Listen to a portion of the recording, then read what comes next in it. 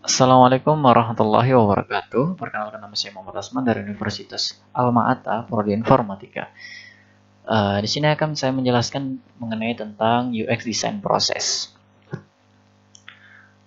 Apa itu UX Design Process? Sebenarnya apa itu UX Design dan bagaimana dan apa yang terlibat di dalamnya dan apa-apa saja prosesnya.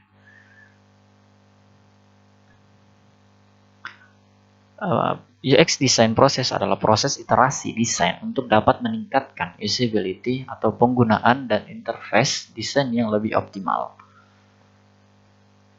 Nah, hal-hal dalam UX design yang pertama adalah mencari permasalahan dari aspek user atau bisnis.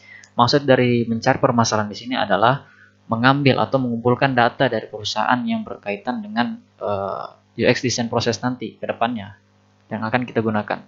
Yang kedua adalah mengumpulkan dan menyusun data dari user atau bisnis. Ketiga ada brainstorming ide dari permasalahan dan data yang ada.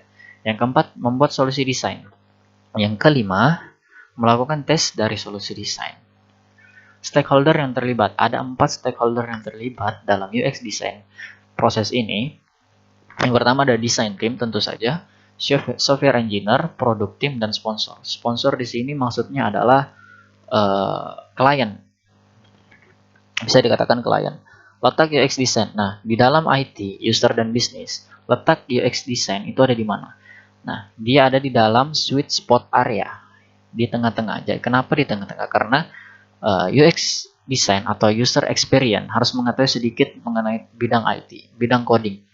Dalam artian bagaimana caranya sebuah programmer mengcoding sebuah misal, sebuah animasi atau tampilan. Nah, jadi UX design harus sedikit mengerti tentang IT. Jadi apakah nanti efeknya atau tampilannya bisa dilakukan atau mustahil untuk dilakukan. Jadi UX design harus mengetahui sedikit bagian tentang IT dan user. UX design uh, harus tahu apa yang user inginkan, apakah user nyaman memakainya, apakah user mengerti cara penggunaannya. Nah, dan tentu saja masuk ke bisnis.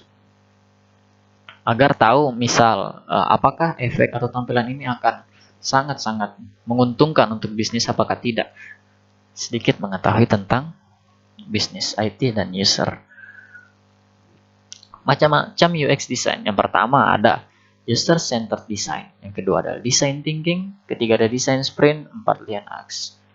Design thinking adalah evolusi dari proses human centered design yang dapat digunakan untuk menciptakan inovasi dalam produk desain. Ada beberapa tahap dalam design thinking. Yang pertama adalah empatis, yaitu tujuannya adalah membantu desainer dalam mencari tahu pandangan dan kebutuhan dari target usernya dengan research sebelum mendefinisikan problem statement dan melakukan ide. Sebelum melakukan ide, kita harus melewati dulu yang namanya tahap define. Define ini adalah informasi yang telah dikumpulkan selama tahap empati akan dianalisis dan disintesis untuk menentukan masalah inti yang akan diidentifikasi. Tahap define ini akan sangat membantu untuk menyelesaikan masalah customer karena telah dilakukan penetapan masalah supaya lebih terstruktur. Nah, setelah kita melakukan tahap define, tahap ketiga tentu saja adalah ide. Nah, pada tahap ini merupakan tahap untuk menghasilkan ide, mencari ide, mengumpulkan semua ide dan akan ditampung guna penyelesaian masalah yang telah ditetapkan pada tahap define tadi. Penting untuk mendapatkan ide sebanyak-banyak mungkin atau solusi masalah di awal fase ide. Dan yang keempat, tentu saja kita akan melakukan prototype atau pembuatan mockup atau sekumpulan fitur yang akan ada pada sebuah website atau aplikasi. Tahap ini yang pertama adalah tahap-tahapnya adalah yang pertama mendesain interface dari hasil Crazy 8S. Kedua, menyusun UI menjadi sebuah flow proses. Ketiga, membuat prototype yang digunakan untuk testing.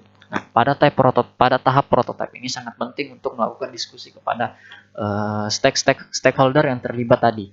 Mengapa? Ya, itu tadi. Misalkan kita membuat sebuah efek atau tampilan, apakah misalnya bagian IT atau software engineer bisa melakukannya? Dan user dan bisnis tadi. Dan terakhir adalah pada tahap testing. Pada tahap testing ini, yang pertama kita akan mengevaluasi setiap ide solusi dengan testing. Kedua, melakukan interview, online survei untuk testing. Terima kasih telah mendengarkan dan menonton video ini. Have a good day. Wassalamualaikum warahmatullahi wabarakatuh.